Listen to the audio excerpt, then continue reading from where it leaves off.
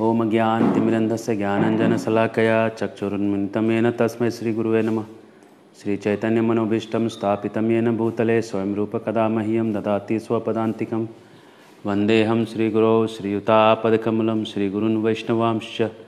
श्रीरूपं साग्रजातं सहगण रघुनाथान्वितं तं सजीवं सावद्वैतं सावधूतं परिजनसहितं कृष्णचैतन्यदेवं श्रीराधाकृष्णपादान् सहगण ललिता श्रीविशाखान्वितांश्च। नमो विष्णुपादाय कृष्णपृष्ठाय भूतले श्रीमते भक्तिवेदांत स्वामिनिति नामिने। नमस्ते सारस्वते देवे गौरवाणी प्रचारिणे निर्विशेष शून्यवादी पाश्चात्यदेशतारिणे। श्री कृष्ण चैतन्य प्रभु नित्यानंद श्री अद्वैत गदाधर शिवासादि गौर भक्तवृंद। हरे कृष्णा कृष्ण कृष्ण हरे हरे, हरे राम राम राम हरे हरे। हरे कृष्णा। भागवत के संदर्भ में आपका सहर्ष स्वागत करते हैं। अब 12वें स्कंद के आखिरी 2-3 अध्यायों में अब हम प्रवेश कर रहे हैं और ये जो अध्याय है ये 18वां अध्याय।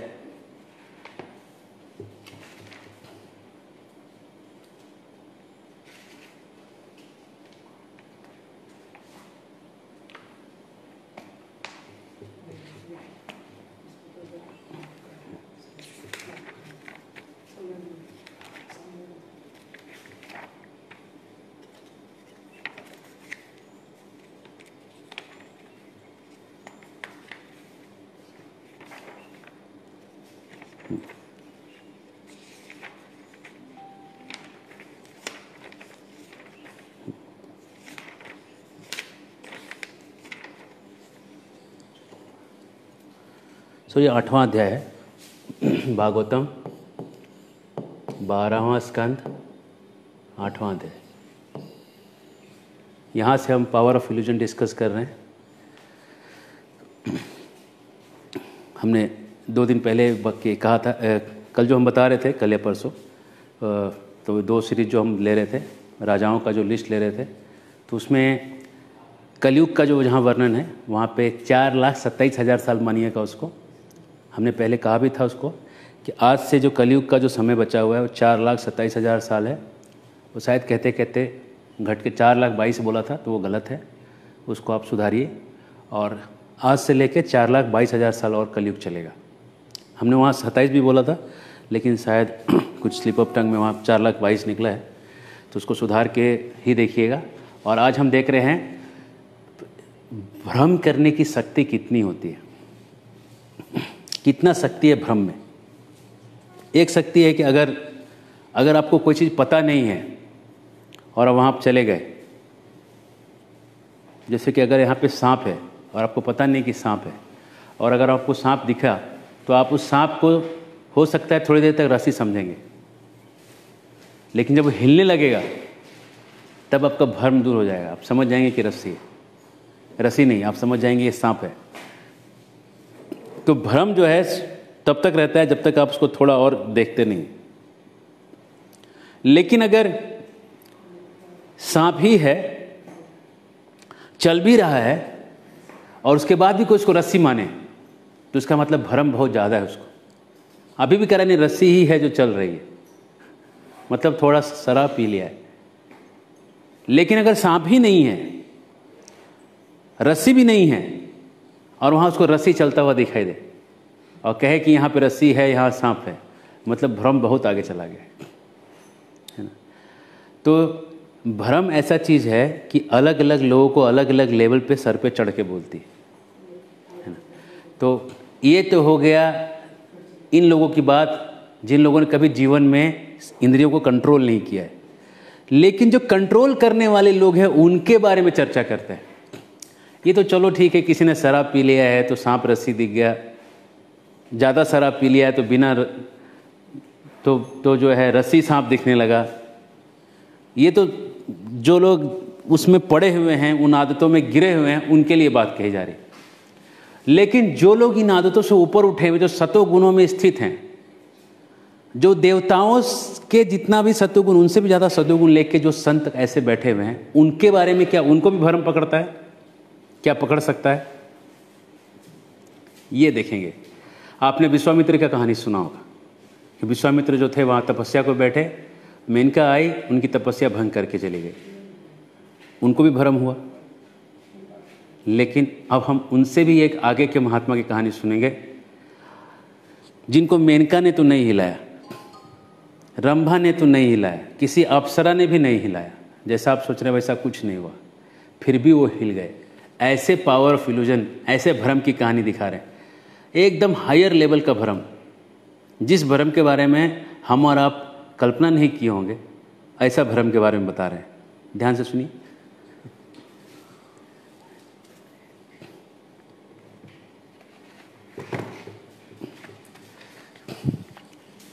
तो ये 12वां स्कंद है। परीक्षित महाराज वो अपने गोल वैकुंठ का गमन जा चुके हैं, बस ये भागवत के हम अंतिम कुछ पन्नों में हैं। और जब वो चले गए हैं यहाँ से, तो ये जो बचे हुए ये जो परीक्षित ने प्रदक्षिणा किया है सुखदेव गोस्वामी का, और सुखदेव गोस्वामी कथा बंद करके अपने अपने गंतव्य को चले गए। मतलब उनको जहाँ जाना था वहाँ चले गए। अब ये नहीं कि कहाँ गए, साधु रमता योगी बहता पानी, कहाँ गए पता नहीं, सब लोग अपने अपने स्थान चले गए। तो वहाँ से उठ के सूत गोस्वामी, एक ऋषि थे उसमें से सूत गोस्वामी वहाँ से उठ के चले गए, सुकताल से उठ के निकल के चले गए नैमिषारण्य। नैमिषारण्य के जंगल में जाके उन्होंने उसी कथा को दोबारा स्टार्ट किया, और उसको जब उन्होंने कंप्लीट किया वहाँ पे, तो उसके कंप्लीशन में भी यही कहानी आती है कि वहाँ से हुआ, ये ख़त्म हुआ। ख़त्म होने के बाद ये ऋषि लोग फिर से और सवाल करते हैं, थोड़ा शास्त्रों के बारे में पूछते हैं, ये शास्त्र कैसे आया, वो शास्त्र कैसे आया। कई बार लोग कमेंट्स में ये पूछते हैं सवाल, किसी ने सवाल किया है कमेंट में कि 137 साल या 138 साल जो 5 राजा रह के गए, ये कैसे गए, क्या ये जन्म से ही राज कर रहे थे? देखिए, शास्त्र समझना जो है ना, द्वेष का काम नहीं है। अगर तुम्हारे दिल में द्वेष है तो तुम शास्त्र नहीं समझ सकते। अगर तुम द्वेषी हो, शास्त्र के अंदर अधिकार नहीं तुम्हारा। द्वेषी व्यक्ति कैसे, मैं आपको दिखाता हूँ। द्वेषी व्यक्ति ऐसा होता है जो अपने में गलती नहीं देख सकता है, और वही गलती दूसरों में अगर थोड़ा दिखे तो उसको बढ़ा देगा, अपनी कमी नहीं देख पाएगा। द्वेषी ऐसा होता है। तो द्वेषी कैसा है, जब हम इतिहास की बात करते हैं, भारतीय इतिहास की बात करते हैं, है ना, तो भारतीय इतिहास के पन्नों पे जो तोड़ा मरोड़ा गया है, जो चीज़ को तोड़ मरोड़ के प्रस्तुत किया गया है, उसको देखने के लिए उसमें आँख नहीं है। जब मैं कह रहा हूँ कि 5 राजा 138 साल तक राज किए, तो कहते हैं हम विश्वास नहीं करते। तो मैंने अगला सवाल किया कि 100 साल तक विक्रमादित्य ने राज किया था, तो उसका कोई उत्तर ही नहीं दे रहा है। विक्रमादित्य ने 100 साल राज किया, इसके पास उसका कोई उत्तर नहीं। 19 साल में वो जो विक्रमादित्य राजा बन गए थे। तो चले जाओ आप उज्जैन चले जाओ और जाके बोलो कि राजा विक्रमादित्य हुए ही नहीं थे, अपनी नाक खुद से काट लो, है ना। तो ये जो लोग हैं जो ऐसे द्वेषी हैं, या तो उनके अंदर द्वेष भरा है, या तो उनको किसी ने पैसा दिया है, स्पॉन्सर्ड कैरेक्टर है ना। ये लोग स्पॉन्सर्ड हैं। देश विरोधी ताकत जो हैं वो लोग ऐसे लोगों को स्पॉन्सर करते हैं, और स्पॉन्सर करके ऐसे चीज़ों पे विश्वास नहीं करने के लिए कहते हैं। पैसा खाए हुए रहते हैं सब, है ना। इतना ही हम कह सकते हैं, क्योंकि जो चीज़ इसको जब विश्वास कर सकते हैं कि 100 साल विक्रमादित्य ने राज किया, एक राजा ने, तो 5 राजा 138 साल राज क्यों नहीं कर सकते? गणित में पास हुए हो कि फेल हुए? अगर गणित में फेल हुए तो फिर हम कुछ नहीं कर सकते। थोड़ा पढ़ा लिखा आदमी चाहिए यहाँ पे। बेवकूफ़ लोग जो हैं उसको ना सुने, सुन रहे हैं तो अपना बदन बंद कर लें और चले जाएं। बेवकूफ़ों के लिए मैंने कभी क्लास दिया नहीं, और द्वेषियों के लिए तो कभी दिया ही नहीं।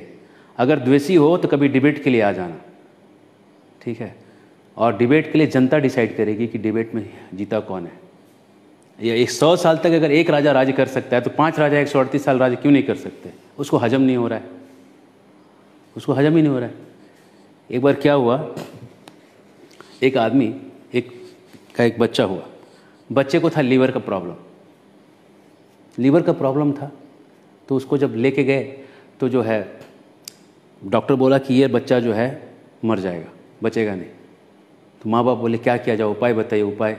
तो उपाय है गौमूत्र को आसव बना के इसको पिलाइए और दूध मत पिलाइए तो बच जाएगा, नहीं तो जवानी नहीं देख सकता। तो मरता क्या नहीं करता, गौमूत्र लिया गया, उसको उबाला गया, उबाल के उसका भाप को ठंडा करके आसव बना के उसको पिलाया गया और दूध बंद कर दिया गया। 20 साल तक उसको ऐसे ही पिलाया गया। तो जब भी वो देखता था गाय, तो उसको गाय दिखता था तो दिखता था वो मूत्र जो है निकलेगा और मैं दवाई लूँगा। तो गाय देखने से उसको क्या दिमाग में आता था, गाय का मूत्र। तो किसी ने एक दिन उसको जब बड़ा हो गया तो किसी ने उसको बोला कि ये दूध है, दूध देखा। बोला ये क्या है, बोला गाय दूध देती है। बोला हम मानते नहीं। ठीक है, तो थोड़ा सा पी के देखा ये तो मीठा लग रहा है। बोला गाय तो एक ही चीज़ देती है, मूत्र, और वो नमकीन लगता है, मीठा चीज़ गाय से आता नहीं। अरे जैसे नमकीन आ रहा है वैसे मीठा आ रहा है। तुमको विश्वास इसलिए नहीं होगा कि ज़िंदगी भर तुमने द्वेष का जो बीमारी पाल रखा है ना अपने अंदर, और द्वेष के कारण तुमको जो दवाई लगी है वो दवाई नमकीन दी गई है। तो अब जो मीठा मैं बांट रहा हूँ तो तुमको जो है हजम नहीं हो रहा है। मीठा हजम करने के लिए भी द्वेष दिल से हटाना पड़ता है। निर्मत्सराणाम सताम, भागवत बिना द्वेष करने वालों के लिए है ना, द्वेषी व्यक्तियों के लिए नहीं। एनवियस लोगों को, यहाँ नैरो माइंडेड लोगों को कोई एंट्री नहीं है भागवत में। माइंड ब्रॉड करो, दिमाग खोलो। तुमने जो एजुकेशन सिस्टम लिया है बचपन से, जो ब्रिटिशर्स ने एजुकेट करके तुमको जो बड़ा किया एजुकेशन सिस्टम के द्वारा, उसमें तुम बह गए हो। तुमने अपने आप को खो दिया है, तो अपने संस्कारों को खो दिया है। देखो, जगो। और तुमको अपने राजाओं के बारे में गर्व नहीं है, उनके राजाओं के बारे में गर्व है। अपने आप को भूल गए हो, पहले अपने आप को पहचानो। हरे कृष्ण। तो हम कह रहे थे पावर ऑफ इल्यूजन कितना है।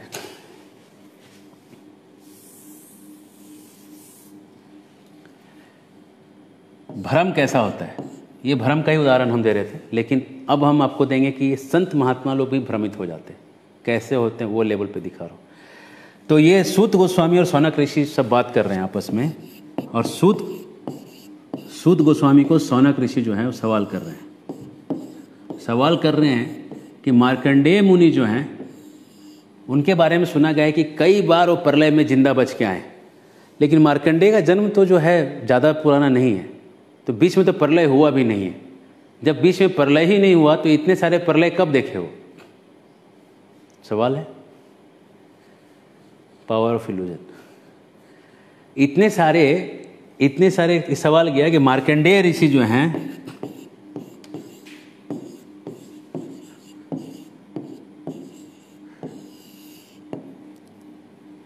इनका जन्म भृगुवंश में हुआ, भृगुवंशी हैं,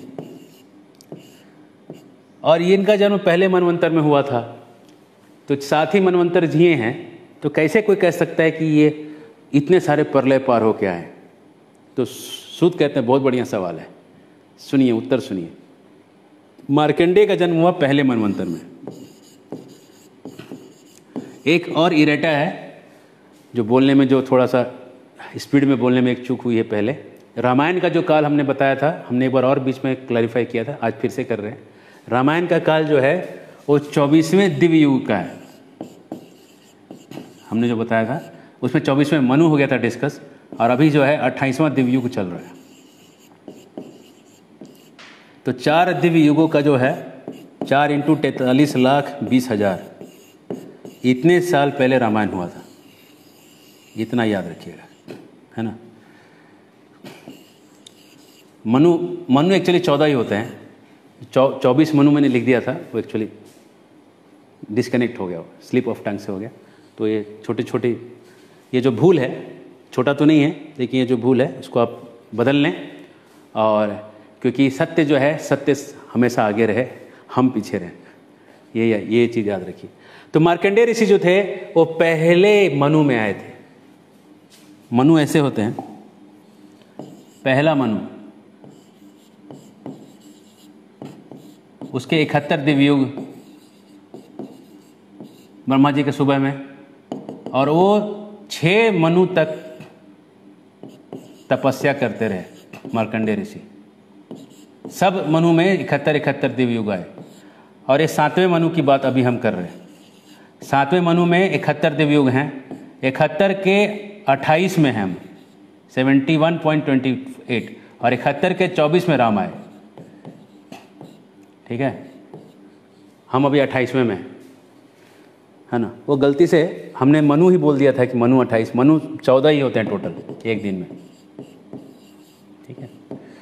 खैर, इसको आप सुधार लीजिएगा अपने डिक्शनरी में। तो मार्कंडेय ऋषि के बारे में कहा गया कि पहले मनु में आए, भृगु ऋषि के वंश में आए।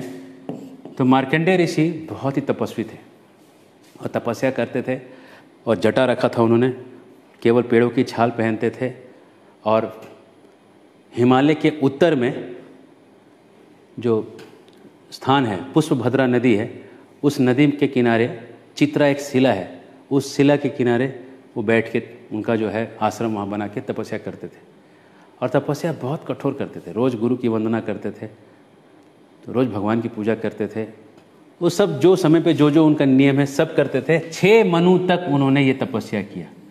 इतना एक दिव्य युग जो है, एक दिव्य युग 43,20,000 साल का है, एक दिव्य युग। अब इसको आप सोचिए, इसको आप 71 से गुना करिएगा तो एक मनु का समय आएगा। ऐसे ऐसे 6 मनु के समय में उन्होंने ब्रह्मचर्य व्रत का पालन किया। हरे कृष्ण। और जब वो तपस्या किए, इतना सारा जो तपस्या किए, तपस्या करते करते जब सब लोग को आश्चर्य हो रहा था, इतना तपस्या कैसे कर रहे हैं, इतना तपस्या कैसे कर रहे हैं। तो इस तपस्या को हटाने के लिए इंद्र को डर लग गया कि ये जरूर मेरा पोष हथिया लेंगे। तो इंद्र ने क्या किया, इनके तपस्या को हटाने के लिए उसने वहाँ पे व्यवस्था किया। उसने क्या किया, गंधर्वों को पकड़ा, बोला सब जाओ, गंधर्व जाओ, गाने वाले, ये 8 स्केल में गाते हैं गंधर्व। उसके बाद अप्सराओं को उसने पकड़ा, बहुत सुंदर सुंदर अप्सराओं को बोला। उसके बाद काम जो है, कामदेव, उसको उसने बोला कि तुम आगे आगे हेड करो। उसके बाद उसने जो बसंत का जो मौसम है उसको आगे भेजा, हवाओं को, वायु को भेजा कि हवा अच्छा चलाओ।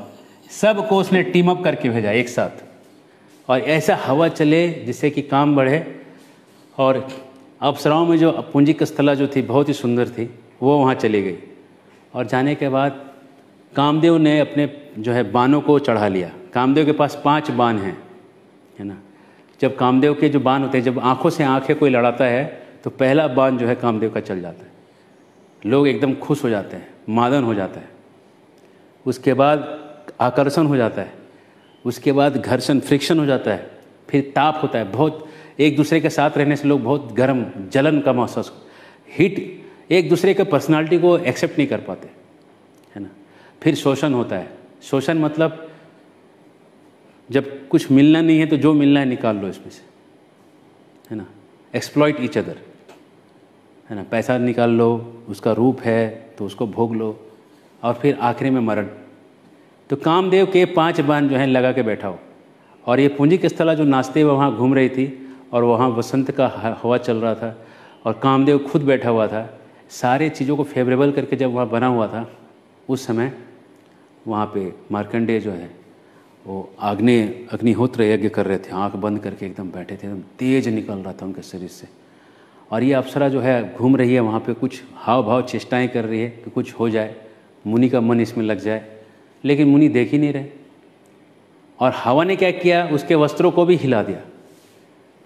उसके बाद भी जो हैं ये मुनि जो हैं वो अपने यज्ञ में ही लगे हुए, उनके मन में थोड़ा भी काम विकार नहीं आया।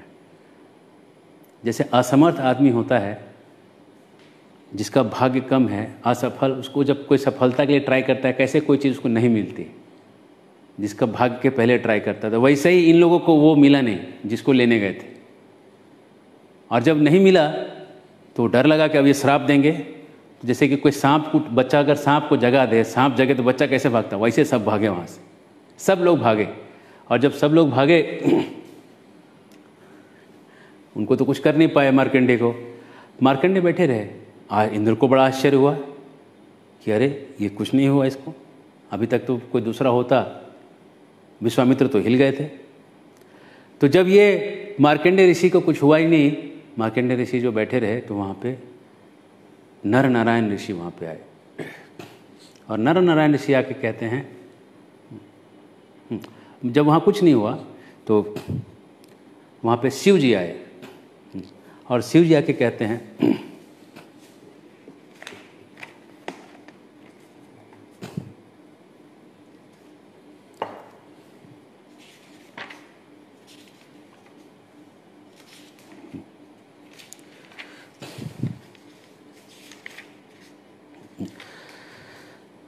तो पहले वहाँ पे जो है पहले नर नारायण ऋषि आए और नर नारायण ऋषि आके वहाँ पे देख बैठे मार्कंडेय ऋषि के आश्रम में उनको दर्शन दिए और मार्कंडेय मुनि ने उनको प्रार्थना किया, प्रार्थना करके उनको खुश किया और कहते हैं हे प्रभु, जैसे संसार मकड़ी अपना जाल बनाता है और खुद खींच लेता है, वैसे ही आप इस संसार को बनाते हैं और इसको खींच लेते हैं।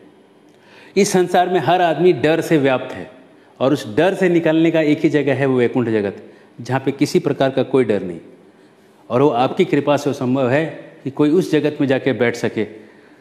कह रहे हैं आप में और एक इधर दुनिया के लोगों में क्या फ़र्क है। हमारा एक नाम होता है जो टेम्पररी होता है। जैसे मेरा एक नाम है केशव आनंद दास। ये नाम जो है, इसके पहले जो था, दीक्षा के पहले मेरा नाम अलग था, है ना। तो अब वो जो नाम है वो बदल गया, है ना। अब उसमें भी कोई जो है कुछ, इसको कोई शॉर्ट फॉर्म में भी कुछ बुलाते होंगे, कोई भी अपना नाम बदल भी सकता है ना। कोई जाके रजिस्ट्री वगैरह के पेपर पे भी नाम चेंज करवा के ले सकता है।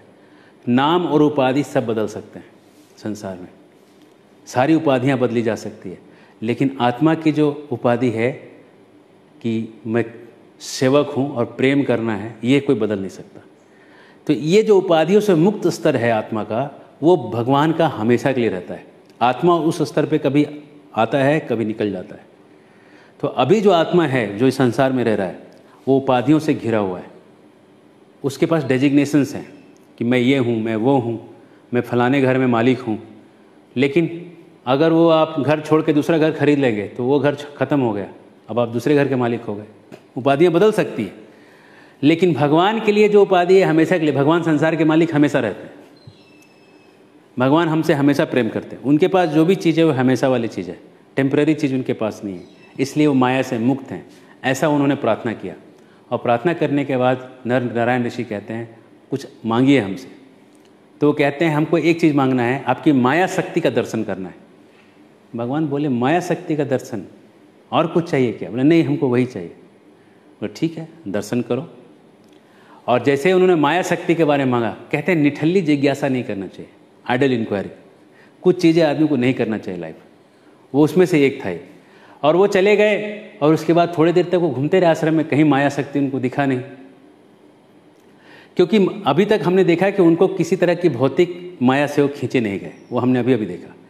तो जब वो ऐसा बोले, जब तो उनके आश्रम में देखे शाम का समय हुआ और जोर से बाढ़, नदी का पानी बढ़ के एकदम बाढ़ के जैसा आया। बोले ये कैसे हो गया? अचानक से पूरा बादल आ गया, आकाश में अंधेरा छा गया, हवा तेज तेज चलने लगी और सब तरफ से सब समुद्र का बाढ़ के जैसे पानी आने लगा। और पानी में जो है ये फंस गए और पानी ऊपर उछलने लगा, ऊपर उछल के नीचे गिरने लगा। 10 मीटर 20 मीटर ऐसा ऊपर नीचे पानी कर रहा है। उसमें जो फंसे वो पानी के साथ और ऊपर नीचे होने लगा। होते होते पानी की तरंगे पानी पूरा ब्रह्मांड में भर गया और पानी जो है वो पूरा ऊपर स्वर्ग तक जाने लगा और नीचे पाताल तक जाने लगा। वो नीचे से पानी देखते थे पाताल आ गया और ऊपर जाके देखते थे स्वर्ग पहुंच गया। पूरा पानी में इधर से मछलियाँ उनको खाने के लिए दौड़ रही है, मगर खाने के लिए दौड़ रहे हैं, इधर से बच रहे हैं, उधर से बच रहे हैं, जटा खोल के इधर उधर भाग रहे हैं, कहाँ कहाँ बचेंगे। भागते भागते भागते भागते साल, कितने साल बीत गए उसी में पानी में भागते भागते। महीने महीने सालों साल भागते भागते, हजारों साल, लाखों करोड़ों साल तक वो पानी में ऊपर नीचे हो रहे थे, इधर से उधर जा रहे थे।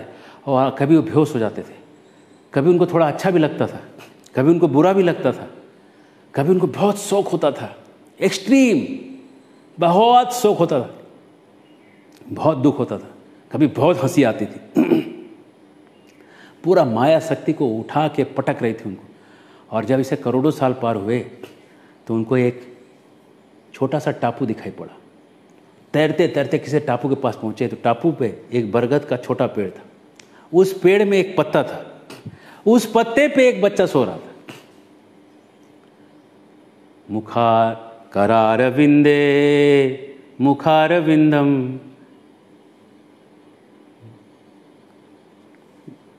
करारविंदे पदारविंदम पदारविंदे मुखे वीनीय। जो उनका जो चरण थे, चरण को अपने मुख में वो लगा के बैठे थे, चूस रहा था बच्चा अपने करों से, अपने चरणों को पकड़ के मुखारविंद में लेके चूस रहा था। तो जब पास में गए, वो एकदम पास जाके उस बच्चे को कुछ पूछना चाहते थे कि आप कौन हैं। बच्चे ने जोर से सांस खींचा, और वो जो मच्छर जैसे किसी के अंदर कैसे घुस जाता है, वैसे ही वो मार्कंडेय उसके अंदर घुस गए, उस बच्चे के अंदर घुस गए। और अंदर घुसे देखे पूरा ब्रह्मांड, जो ब्रह्मांड, शांत ब्रह्मांड उनको दिखाई पड़ा।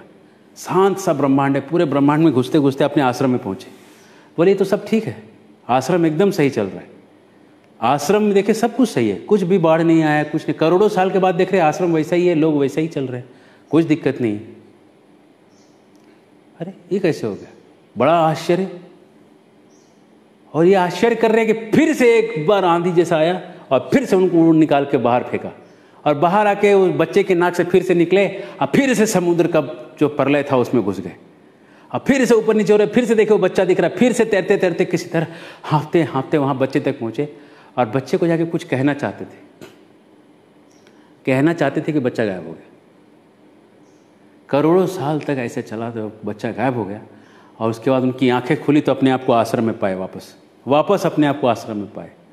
देखे कि ना बाढ़ है, ना कुछ है, ना करोड़ों साल पार हुए हैं, सेकंड भर पार हुआ है, और सेकंड भर में सारा गेम हो गया। वो समझ गए माया शक्ति कितनी पावरफुल है, माया शक्ति कितनी पावर है। उनको एक समझ आया। और उसके बाद उन्होंने बोला कि और मैं इस माया शक्ति का अनुभव लेना नहीं चाहूँगा, ये बहुत खतरनाक माया शक्ति है। ये हमको एक प्रोजेक्शन में डाल सकती है। जैसे कि समझिए, माया शक्ति का प्रभाव समझिए। जैसे कि इसको बोलते हैं वर्चुअल रियलिटी। वर्चुअल रियलिटी आज के साइंस की भाषा में, जैसे आँख में आप कुछ कैमरा लेंस लगा लो आँखों में, और अगर आपको वो लेंस से दुनिया उल्टी दिखाई पड़े तो थोड़े दिन 10-20 दिन आप प्रैक्टिस करोगे ना, तब कार भी चला सकते हो। उल्टी दुनिया दिखती है उसमें। ऐसे लेंस मिलते हैं ना उल्टी दिखने वाले, उसको आप 10 दिन प्रैक्टिस करोगे, 20 दिन प्रैक्टिस करोगे, लोग चलाने, ऐसा किया गया साइंटिफिक एक्सपेरिमेंट, लोग कार भी चला सकते हैं उल्टा देख के। कब बस प्रैक्टिस की बात है। जब लोग अमेरिका से इंडिया आते हैं, कनाडा से इंडिया आते हैं, तो बैठते हैं गाड़ी में तो बड़ा उनको अजीब लगता है कि गाड़ी ऑफलाइन में क्यों चला रहा है। कई बार बोलते हैं अरे गाड़ी ऑफलाइन में चल रही है। उनको समझाना पड़ता है कि हम सही चल रहे हैं, आपका दिमाग जो है उधर के रियलिटी से जुड़ चुका है। वैसे ही आत्मा जो है वैकुंठ का वासी है, और वैकुंठ में रहने के कारण वो जो है सेवा से बड़ा प्रसन्न होता था, देने में उसको खुशी होती थी। आत्मा जो है वो गिर के आ गया भौतिक जगत में, और भौतिक जगत में देने की जगह सीख गया लेना। मुझे क्या मिलेगा, यहाँ था देना, मैं क्या दूंगा, यहाँ था लेना सीख गया, उल्टा हो गया। और इस लेने में इतना वो सीख गया, लेने वाले लेंस से इतना देख चुका है जिंदगी को, कि जब वो देने वाली बात बोलते तो बोलते ही गलत बोल रहे हैं, रॉन्ग ट्रैक में चला रहे हो गाड़ी, आप देना सीखो है ना। ये माया का शक्ति है, बोल के उल्लू बनाना। माया किसी को बोल के उल्लू बना सकती है। भगवान बोल के असुरों को बोले थे कि तुम हमको अगर ये दोगे अमृत तो हम गलत बांट सकते हैं। एक लड़की का रूप लेके आए थे। असुरों को लगा नहीं तुम गलत भी करोगे तो सही है, बांटो जैसे बांटती हो। कह के बेवकूफ़ बनाई हो। ऐसा नहीं कि नहीं कही थी, कह दी थी कि हम चीटिंग करेंगे तो क्या, मतलब कहो तू जो करेगी सही है, कह के बेवकूफ़ बनाया उसने। वैसे ही माया जो है बोल के बेवकूफ़ बना सकती है, इतनी शक्ति है माया में। और वो कैसे आप देख सकते हैं कि हम देने की जगह लेना कैसे सीख गए। हर जगह हमको ये दिखता हम क्या पाएंगे, स्वार्थी हो गए, जबकि आत्मा वास्तव में निस्वार्थी है। और इसलिए पावर ऑफ इल्यूजन ये है, भागवत के आखिरी कुछ अध्यायों में से ये है मार्कंडेय ऋषि का, कि हम देना सीखें। क्योंकि जब बुलावा आएगा सब दे के जाना होगा। इसलिए जब हाथ में है तो सही व्यक्ति को दे दीजिए। आपके जाने के बाद कौन उसको लेगा, कैसे यूज करेगा, कौन जानता है। जब तक आपके हाथ में है उसका सही व्यवस्थापन करिए, देना सीखिए, है ना। देने में आपका घटेगा नहीं, देने में आपका दिल बड़ा हो जाएगा। और सही व्यक्ति तक हम कोई यहाँ हमेशा रहने नहीं आए, लेकिन जो आपके हाथ में है सही व्यवस्थापन करिए, सही लोगों के हाथ में रखिए और देना सिखा के फिर आप यहाँ से निकलिए। ये देना सीखना है। और इस तरह से जब वो मार्कंडेय ने अपने आश्रम में वो किया तो वहाँ से शिव पार्वती जा रहे थे और पार्वती को बड़ा माँ जैसा लगा, बेटा जैसा फीलिंग है उसको देख के। बोले चलो ये इसको ज़रा आशीर्वाद दे के आते हैं। तो शंकर जी बोले अरे इनको हम क्या आशीर्वाद देंगे, ये कुछ थोड़ी मांगने वाले हैं। साधु महात्मा जो हैं ये मांगने वाले साधु महात्मा नहीं है, देने वाले हैं। तो वहाँ जाके खड़े हो गए शंकर और पार्वती, लेकिन वो आँख ही नहीं खोल रहे हैं। तो कैसे क्या होगा। तो शंकर जी जो हैं हवा के माध्यम से उनके अंदर प्रवेश कर गए और उनके हृदय में खड़े हो गए आके। अब वो ध्यान कर रहे हैं विष्णु का और वहाँ पर शिव जी खड़े दिखाई दे रहे हैं। 3 आँख और 10 हाथ 10 भुजा वाला रूप दिख रहा है। बड़े एकदम दिमाग का पूरा उनका तार हिल गया, ऐसे कैसे मैं ध्यान कर रहा हूँ और कुछ दिख रहा है। आँख खोले तो देखे शंकर पार्वती सामने, तुरंत दंडवत साष्टांग किया और कहा कि हे प्रभु आप हमारे आश्रम में पधारे, आप तो बड़ा किस्मत का बात है। तो शंकर पार्वती बोले हम चाहते थे कि आप बीच में आपका हम दर्शन ले लें, आप हमसे कुछ वर चाहिए तो बोलिए। तो बोले कि आपसे हम क्या वर मांगेंगे, बस भक्ति का वर दे दीजिए और कुछ नहीं चाहिए। भगवान को हम कभी भूले नहीं, ये वर दे दीजिए। तो शंकर जी बोलते हैं तो ऐसा ही होगा। फिर शंकर जी पार्वती को कहते हैं सुनो, कोई साधारण आदमी होता है हमारी पूजा करता है या भगवान की पूजा करता है मांगने के लिए। जो ऐसे संत मांगने के लिए पूजा करते हैं वो दुनिया का भला नहीं कर सकते, लेकिन जो देने के लिए तपस्या कर रहे हैं इसको तो देखने से हम शुद्ध हो जाएंगे। जब तीर्थ में कोई जाके बहुत दिन स्नान करता है तब शुद्ध होता है। कोई पर्यटन तीर्थ स्थान में जाके नदी में नहाए, तीर्थ करे, बहुत बार तीर्थ करेगा तो शुद्ध होगा। ऐसे महात्मा लोग को केवल देख लेने से तुरंत शुद्ध हो जाएगा व्यक्ति, अकस्मात। ये ऐसे महात्माओं का गुण है कि ये लोगों ने विष्णु के चरण को इतना ध्यान कर लिया है कि ये लोग पावर ऑफ इल्यूजन से ऊपर निकल चुके हैं, भ्रम के शक्ति से ऊपर हैं, जहाँ से शरणागति की शक्ति सीख चुके हैं। और ये शक्ति जो है हम आज कलयुग में जो है नाम संकीर्तन के द्वारा महसूस कर सकते हैं। तो एक बार कोई आप लोग जो है ध्यान करके देखिए, मेरे पीछे पीछे बोलिए हरे कृष्णा कृष्णा कृष्णा हरे हरे, हरे राम राम राम हरे हरे, हरे कृष्णा कृष्णा कृष्णा हरे हरे, हरे राम राम राम हरे हरे, हरे कृष्णा कृष्णा कृष्णा हरे हरे, हरे राम राम राम हरे हरे, हरे कृष्णा कृष्णा कृष्णा हरे हरे, हरे राम राम राम हरे हरे, हरे कृष्णा कृष्णा कृष्णा हरे हरे, हरे राम राम राम हरे हरे। और इस तरह से उन्होंने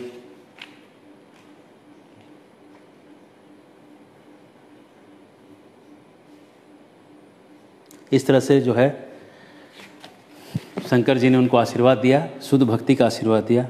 और उसके बाद शंकर जी की उन्होंने फिर से स्तुति की और पूजा की। और उन्होंने शंकर जी ने कहा कि हे महर्षि, तुम्हारी सारी कामनाएं पूर्ण हो और भगवान में तुम्हारी अनन्य भक्ति हमेशा बनी रहे, भगवान कृष्ण के चरणों में, और कल्प के आखिरी तक तुम्हारा यश फैले, तुम अजर एवं अमर हो जाओ। मतलब ब्रह्मा जी के पूरे 1 दिन तक तुम एकदम अमर रहो और तुम्हारा ब्रह्म तेज हमेशा रहेगा, कभी घटेगा नहीं। भूत भविष्य और वर्तमान का सारा ज्ञान तुमको एक साथ प्राप्त हो जाए। इसलिए भृगु जो संहिता लिखे हैं उसमें भविष्य का भी बहुत कुछ है। अभी बहुत लोग तो बहुत कुछ भृगु संहिता से निकाल के दिखा रहे हैं और दुनिया के बड़े बड़े लीडर्स के बारे में बता रहे हैं, और बहुत कुछ सच भी हो रहा है भृगु संहिता में। तो भृगु के ही कुल में ये मार्कंडेय जी हैं। और फिर कह रहे हैं तुम्हारे पुराण का आर्चत्व भी प्राप्त हो, मतलब एक पुराण हो तुम्हारे नाम का, मार्कंडेय पुराण, और मार्कंडेय पुराण विशेष रूप से कॉस्मोलॉजी के ऊपर बहुत कुछ उसमें दिया है, और हमने जो कॉस्मोलॉजी के लेक्चर्स जो हमारे हैं उसमें बहुत कुछ मार्कंडेय पुराण से उद्धृत है, कोटेड है। और इस तरह से उनका योग का फल प्राप्त हो गया, भगवान से प्रेम प्राप्त हो गया। और इसलिए और आखिरी में एवं एतद् भृगुवर्यवर्णितं रथांगपानेर अनुभव भावितं संस्रावे शृणुयादुता उभौ तयोर्न कर्माशय संसृतिर्भवेत्। जो भी मार्कंडेय का चरित्र जो यहाँ पे वर्णन किया गया है भगवान के प्रभाव से, भगवान की महिमा से पूर्ण है। जो भी इसका श्रवण और कीर्तन करेंगे उनको कर्म वासनाओं से छुटकारा मिल जाएगा और आवागमन के चक्कर से हमेशा के लिए कट जाएंगे, जन्म मृत्यु के चक्कर से हमेशा कट के भगवान के परम पद को प्राप्त कर लेंगे। हरे कृष्णा। बहुत बहुत धन्यवाद। इसके साथ हम आज यहाँ के इसको विराम करेंगे और कल हमारा प्रवचन जो है वो नहीं होगा। कल हमारी कुछ सेवाएं हैं प्रचार संबंधी, तो परसों जो है ये क्लास कंटिन्यू करेंगे और शायद परसों हमारा भागवत का समापन होगा। उसके बाद प्रभु कृपा से वृंदावन आने का शायद मौका मिले, तो हम जितने भी श्रोतागण हैं और जितने भी जो सुन रहे हैं इलेक्ट्रॉनिक मीडिया के माध्यम से और जो सामने, सबके लिए हम वहाँ प्रार्थना करेंगे कि सबको भगवान की जो अविचल भक्ति मिले, चरणों से प्रेम हो। हरे कृष्णा। जय श्रील प्रभुपाद।